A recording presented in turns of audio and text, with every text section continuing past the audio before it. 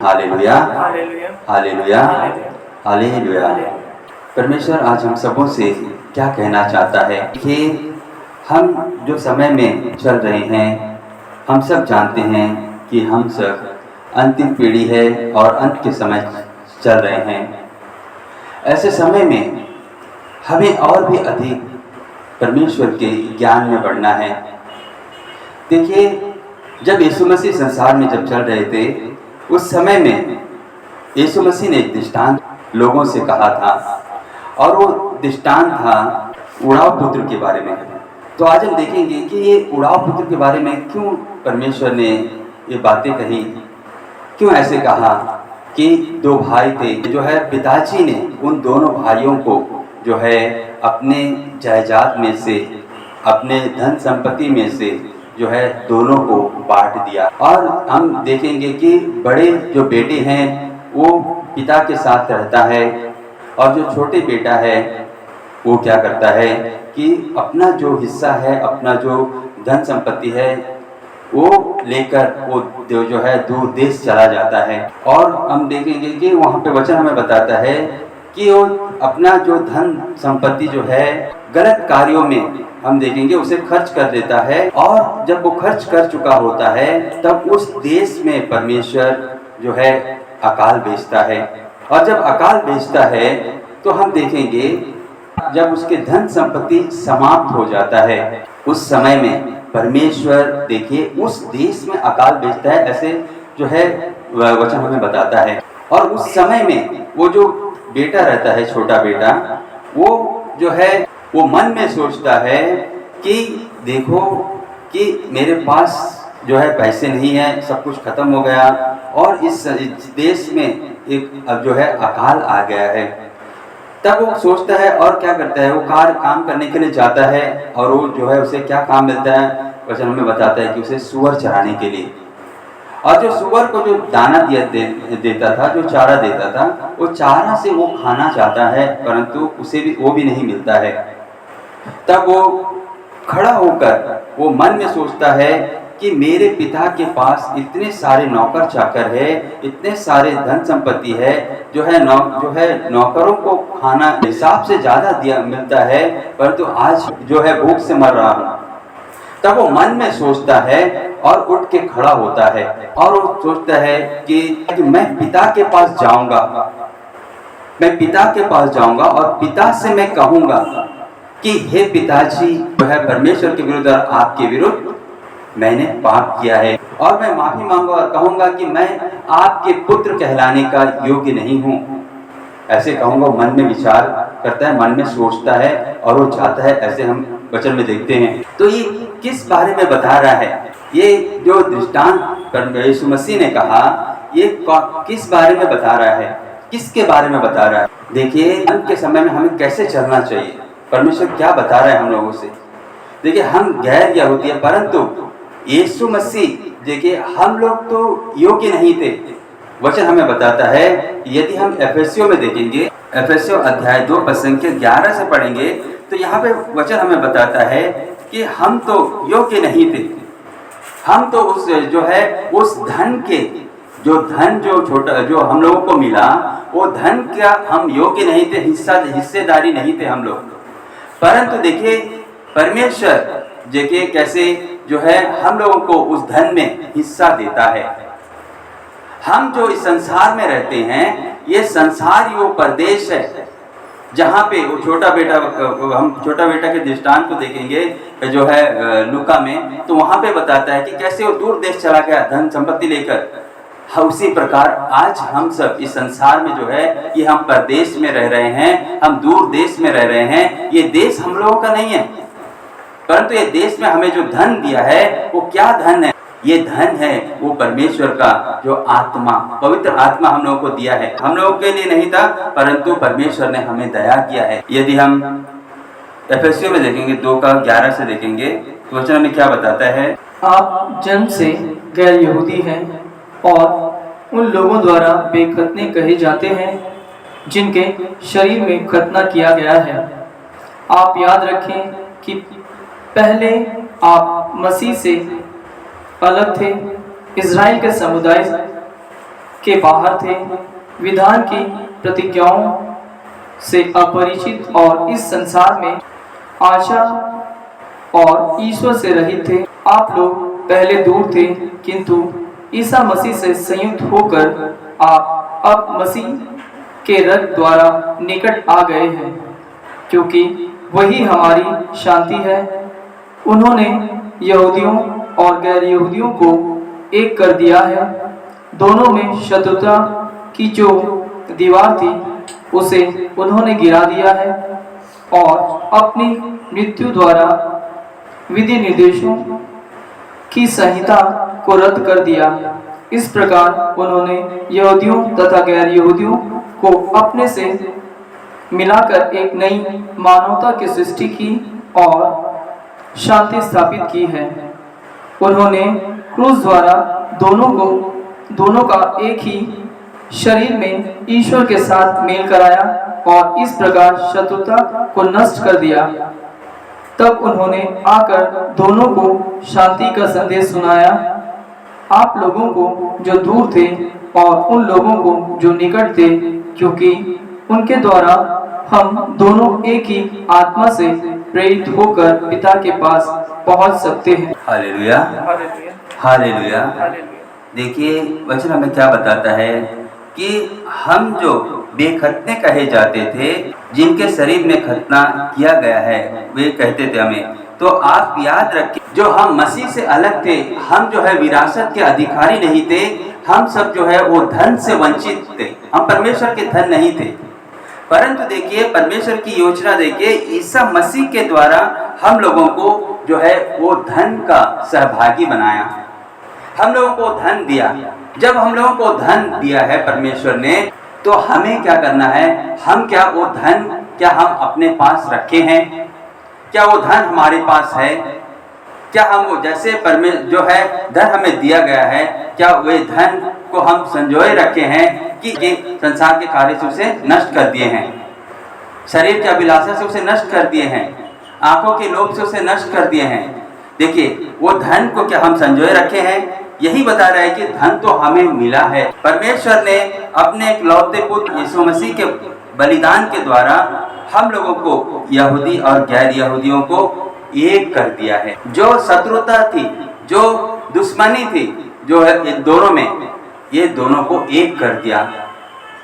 और हमें क्या करना है, हम क्या कर रहे हैं, हमें भी वो अधिकार मिला, हमें भी वो जो है हिस्सा मिला, उससे हमें भी वो हिस्सा मिला जिससे जो है हम परमेश्वर के पुत्र बन सके। परमेश्वर ने हम लोगों को भी, गैर यहूदियों को भी वो हिस्सा दिया जिससे हम जो है परमेश्वर के पुत्र बने, उस जो है उस जीवन के अधिकारी बने, अनंत जीवन के सहभागी बने। क्या वो धन को हम लोगों ने प्राप्त कर, क्या वो धन को हम संजोए रखे हैं कि हमें संसार के आंखों के लोभ, शरीर की वासना और इस संसार के गंदगी में वो धन को नष्ट कर दिए। देखिए ये समय ऐसा आने वाला है, वचन हमें बताता है कि वो उड़ाव पुत्र मन में सोचता है कि मेरे पिता के पास कि नौकरों को इतना ज्यादा खाना मिलता है कि वो फेंक के खाते हैं, खाने के लिए है, परंतु मैं यहाँ पे भूखा मर रहा हूँ। कहने का मतलब है कि आज जो धन परमेश्वर हमें दिया है, जो हम लोगों को मिला है, क्या वो धन हम संजोए रखे हैं कि हम इस संसार में उसे जो है नष्ट कर दिए हैं। देखिए बता रहा है कि उनके द्वारा हम दोनों एक ही आत्मा से प्रेरित होकर पिता के पास पहुंच सकते हैं। कहने का मतलब है कि देखिए हम दोनों में, बड़ा भाई और छोटा भाई में जो शत्रुता थी, ये दोनों शत्रुता थी, ये दीवार को गिरा दिया यीशु मसीह के बलिदान के द्वारा। और हम लोगों को भी वो उससे जो है वो धन का हिस्सा मिला, हम लोगों को भी वो पवित्र आत्मा मिला।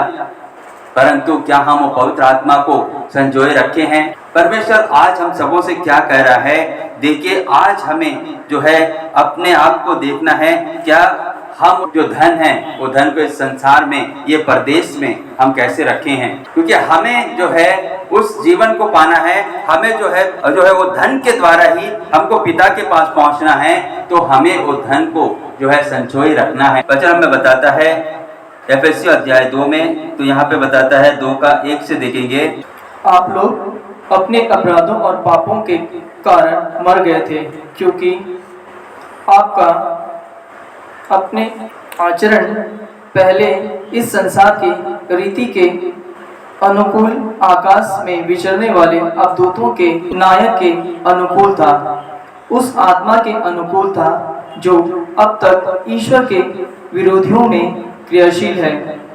हम सभी पहले उन विरोधियों में सम्मिलित थे जब हम अपनी वासनाओं के वशीभूत होकर अपने शरीर और मन की वासनाओं को तृप्त करते थे।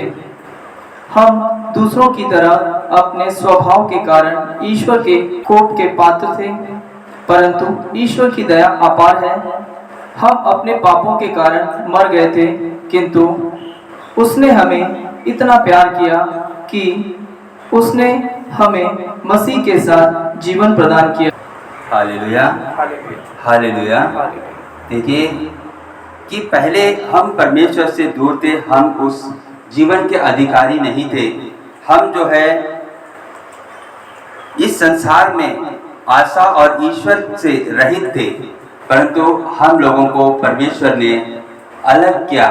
परमेश्वर हम लोगों को जो है इस अंधकार से, संसार में अंधकार से हम लोगों को निकाला और अपना जो है उस धन के हिस्सा बनाए। बताता है पहले कैसे थे, बताता है कि इस संसार में, इस संसार की रीति के अनुकूल आकाश में विचरने वाले अवधूत के नायक के अनुकूल था, उस आत्मा के अनुकूल था जो अब तक भी ईश्वर के विरोधियों में क्रियाशील है, ऐसे बताता है। देखिए कि जो दुख और जो कष्ट हम लोगों को उठाना था, जो विपत्ति और जो पाप, जो हम लोग, जो मनुष्य में जो पाप, जो गंदगी था, उस गंदगी के लिए हम लोगों को जो सजा मिलना था। देखिए जो कर्जा, जो पैसे हम लोगों के खाते में आना था, वो पैसे को परमेश्वर ने हम लोगों के खाते में नहीं रखकर वो यीशु मसीह के खाते में डाल दिया। वो हम लोगों के जितने भी दुख दर्द को, जितने भी बीमारी को, जितने भी कष्टों को, जितने जो भी पापों को अपने ऊपर ले लिया, ऐसे वचन हमें बताता है। ये सब हम लोगों के खाते में जो था, वो खाते का पैसे को परमेश्वर ने अपने पुत्र के खाते में डाल दिया। उससे जो है हम लोगों के लिए जो है, जो क्रूस में यीशु मसीह अपना बलिदान दे दिया। पिता अपने पुत्र का बलिदान दे दिया, वो उसका लहू बहा दिया, और लहू बहाने के द्वारा हम लोगों को जो विरासत मिली है, जो धन हमें मिली है, वो धन को हमें संजोए रखना है। क्योंकि देखिए इस अंत के समय में जो विपत्ति, जो क्लेश आने वाला है, ये क्लेश से हमें जाना नहीं है, हमें आज ही उठकर खड़े हो जाना है और अपने मन को तैयार करके हमें जो है आज ही जो है नए वस्त्र पहन लेना है। आज ही जो हमें जो है नए वस्त्र, नए जूते पहन लेना है, अपने उंगलियों पर वो अंगूठी जो है पहन लेना है, जिससे हम वहां प्रवेश कर सके, उस जो है अनंत जीवन के उस विवाह भोज में हम शामिल हो सके। क्योंकि परमेश्वर यही चाहता है कि हम सब जो है उस विवाह भोज में शामिल हो, उस अनंत जीवन के सहभागी बने। इसीलिए देखिए अपने लौटते पुत्र का बलिदान के द्वारा हम लोगों को उस विरासत के अधिकारी बनाया है। तो हमें जो है वो जो धन जो हमें मिला है, उसे हमें संजोए रखना है। देखिए लूका अध्याय 15 पद संख्या 11 से यहाँ पे देखिए, यहाँ पे खोया हुआ लड़का के बारे में बता रहा है। मैंने कहा ना, जो यीशु मसीह दृष्टांत सुना रहा है कि खोया हुआ पुत्र या उड़ाव पुत्र के बारे में। तो इसी के बारे में देखिए, ये जब यीशु मसीह जब बता रहा है तो ये क्या बता रहा है, वो हमें जानना है। क्योंकि हम लोगों ने जो है बचपन से इसे सुन रहे हैं, हम तो सुन रहे हैं, परंतु हमें समझ नहीं आ रहा है कि ये किस बारे में ये कह रहे हैं, किस बारे में कहा यीशु मसीह ने। परंतु आज ये प्रकाश दे रहा है, आज हम लोगों को बता रहा है कि ये जो है कैसे हम लोगों को आज जो है उठकर खड़े हो जाना है, उठकर खड़े हो जाना है, जिससे हमारा पिता जो है हम लोगों को गले लगा सके। हम जो समय में चल रहे हैं, ये समय ऐसा है, वो समय है जहाँ पे हमें जो है खड़े हो जाना है।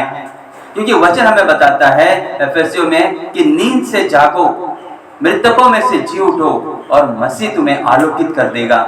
उसी प्रकार ईसाया नबी का ग्रंथ अध्याय 60 में कहता है कि उठ और प्रकाशमान हो जा, उठ और प्रकाशमान हो जा। क्योंकि आज हम लोगों से कह रहा है कि कैसे आज हमें उठकर खड़े हो जाना है, जिससे हमें जो है पिता जो है गले लगा सके, पिता हमारे वस्त्र को बदल सके, हमारे पैर में जूते डाल सके और हमारे उंगलियों पर अंगूठी डाल सके, जिससे हम सब उसके पुत्र बनकर, उसके छोटे बेटे बनकर हम उस जीवन में प्रवेश कर सके। आज परमेश्वर जो है जितने भी इस समय में यूट्यूब पर सुन रहे हैं, हर एक के लिए मैं कह रहा हूं कि आज वो समय है कि हर एक को जो उड़ाऊ पुत्र के समान, उस छोटे पुत्र के समान उठकर खड़े हो जाना है। क्योंकि परमेश्वर ने हम सबों को, पूरे संसार के मानव जाति को जो है अपना धन दे दिया है, अपना धन दे दिया है। क्या वो धन को कैसे आप वो धन को खर्च कर रहे हैं? क्या इस आंखों के लोभ में और शरीर की वासना में और इस संसार के गंदगी में क्या उस धन को नष्ट कर रहे हैं? यदि ऐसे कर रहे हैं तो जो समय आने वाला है, उस समय में जो है वो सूअर का भी खाना नहीं मिलेगा। सुनने वाले हर एक से मैं कह रहा हूं, वो समय आ रहा है, उस समय में सूअर का भी खाना नहीं मिलेगा। कहने का मतलब है कि जो आने वाला विपत्ति आने वाला है, वो विपत्ति से पहले परमेश्वर हर एक को जो है चेतावनी दे रहा है कि आज ही जो है वो खड़े हो जाए। जैसे वचन हमें बताता है कि उठ और प्रकाशमान हो जा, जैसे बता रहा है उठ और प्रकाशमान हो जा, क्योंकि तुम्हारा ज्योति आ रहा है। और उसी प्रकार नींद से जाग और तुम्हें मसीह आलोकित कर देगा।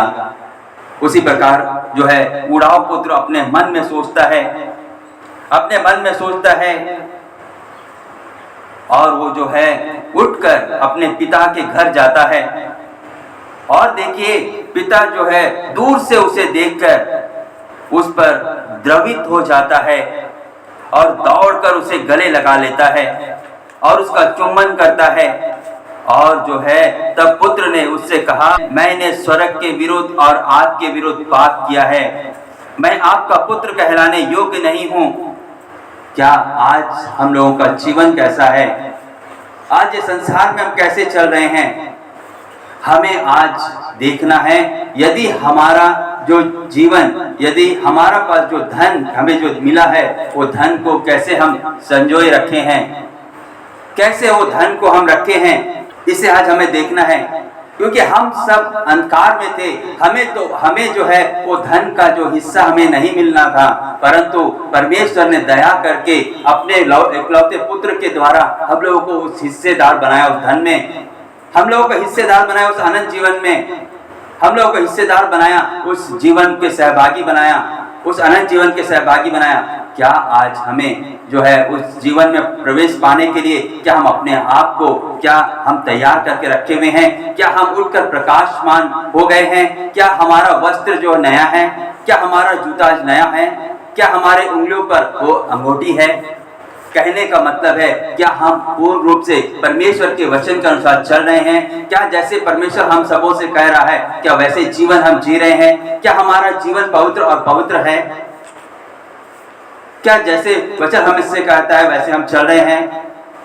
कि आज हम वो धन को जो है हम खर्च कर रहे हैं, वैश्याओं में खर्च करा। वो बताता है छोटा पुत्र जो है वो अपना धन संपत्ति वैश्याओं में जो है खर्च कर दिया, ऐसे बताता है, ऐशो आराम में खर्च कर दिया। कहने का मतलब है कि वो संसार के इस आंखों के लोभ में, शरीर की वासना में जो है अपने आप को पूर्ण रूप से जो है वो जो अपने आप को जो नष्ट कर दिया। जो धन पिता दिया था, वो धन को जो पवित्र आत्मा के सहभागी उसे बनने को दिया था, जो सहभागी बना था, क्या उसे वो कैसे रखा? आज हम सबों से यही कह रहा है परमेश्वर कि अपने आप को आज देखना है कि जैसे उड़ाऊ पुत्र देखिए कि वो कैसे उठकर अपने मन में सोचता है और वो अपने पिता के पास जाता है और पिता उसे गले लगा लेता है। उसी प्रकार ये आने वाले समय में जो विपत्ति आने वाली है, वो विपत्ति से पहले हमें जो है आज खड़े हो जाना है। और अपने मन को तैयार करके पूरे तरह से हमें पिता से पिता से गले लगा लेना है, पिता के पास जाना है, जिससे पिता हमारे चुम्बन ले सके, हमें गले लगा सके और हम लोगों का वस्त्र को नया बना सके पूर्ण रूप से, जिससे हम सब जो है उस विरासत के अधिकारी बन सके और जो हम उस भोज में शामिल हो सके, जिसके लिए पिता जो है हम देखते हैं उसी पर ही पिता देखिए उसके लिए जो है अच्छा भोजन देता है। ये सब इसीलिए बता रहा है क्योंकि हम जो समय में जी रहे हैं, इस समय में अपने आप को कैसे जो है अब अपने आप को तैयार करना है, कैसे हमें अपने आप को तैयार करना है अनंत जीवन में प्रवेश करने के लिए। ये हमें बता रहा है कि हम कैसे इस संसार में चलें जिससे हम अपने आप को पवित्र और पवित्र बना सके। जो धन हमें मिला है वो धन को हम बचा कर रख सके। बताता है उसके बाद जब उसके बड़े बेटे उसके जो आता है, वो बड़े बेटे क्या करता है, वो चलता है उसके ऊपर में कि देखिए कि इसे धन तो दिया था, हिस्सा तो दिया था, पर ये हिस्सा जो है जो उड़ा दिया, ये जो है इस संसार में उड़ाने के बाद में, सारे खर्च करने के बाद में ये फिर से आया और मेरे पिताजी इससे जो है गले लगा लिया और उसके लिए जो है मोटा बछड़ा जो है काट कर उसे जो है जो पार्टी दे रहा है। देखिए वो चल रहा है। इस पर पिता ने उससे कहा, बेटा तुम तो सदा मेरे साथ रहते हो और जो कुछ मेरा है वह तुम्हारा है, परंतु बताता है आनंद मना और उल्लासित होना उचित ही था क्योंकि तुम्हारा यह भाई मर गया था और फिर जी गया है। देखिए वो मर गया था फिर जी गया है, कहने का मतलब क्या है, देखिए वो खो गया था और फिर मिल गया है। हम देखिए वो जो मर गया था ये कैसे कौन सा मृत्यु के बारे में बता रहा है, ये जो है आत्मिक मृत्यु के बारे में बता रहा है। जो धन जो मिला था, जो धन दिया था, वो धन को वो जो है खो दिया। उसी प्रकार आज हम जो इस संसार में हैं, हमें भी वो जो है पिता जो है हमें धन दिया है, हमें वो धन कैसे रखना है, धन हम कैसे हम जो है हम रख रहे हैं, क्या हम उस धन को जो है पिता की इच्छा के अनुसार रख रहे हैं, जो है वो आत्मा को संजोए रखे हैं, क्या हम हर समय उसके आज्ञाओं और विधियों का पालन करते हुए चल रहे हैं, या जैसे पिता कह रहे हैं वैसे हम चल रहे हैं। अगर हम नहीं चल रहे हैं तो हम जो है पिता के धन को नष्ट कर दिए हैं, हम मर गए हैं। बताता है कि इस ऐसे समय में जो है उठकर खड़े होने का समय है, हम लोगों को खड़े हो जाना है उठकर, जिससे पिता जो है फिर से गले लगा ले, नहीं तो आने वाला समय में हम सब जो है टिक नहीं पाएंगे संसार में। जो है बताता है कि उसे खाने के लिए सुअर का जो खाना है वो भी नहीं मिल रहा था। उसी प्रकार जो है हमें भी आज बता रहा है कि हमें अपने आप को तैयार करते हुए चलना है। जैसे परमेश्वर आज कह रहा है कि जैसे उड़ाव पुत्र ने उठकर खड़े होकर अपने मन को तैयार किया, वैसे ही हमें तैयार हो जाना है, जिससे हम पिता के पास जाएं, पिता जो है हमें गले लगा सके और हमारे वस्त्र को बदल सके और नया वस्त्र पहना सके, जिससे हम जो है उस विवाह भोज में शामिल हो सके, उस अनंत जीवन में प्रवेश पा सके। परमेश्वर आज हम सबों से यही कह रहा है। Hallelujah, hallelujah, hallelujah, hallelujah.